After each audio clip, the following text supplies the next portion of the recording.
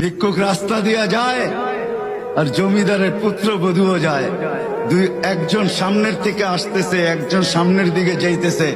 দুইজনের ক্রসিং এর সময় ভিক্ষুকের গায়ের কাদা জমিদারের পুত্রবধূর গায়ে লেগে গেছে।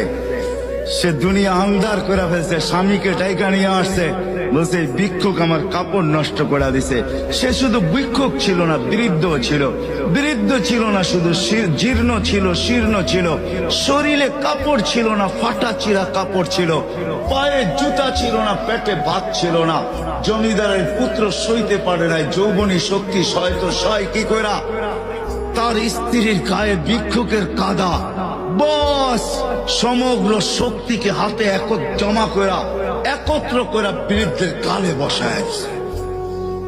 বৃদ্ধ কিচ্ছু বলে নাই, শুধু উপরের দিকে তাকায় দুই তিনটা শব্দ উচ্চারণ করছেন। শব্দগুলা হলো ইয়া মাল্লাহ।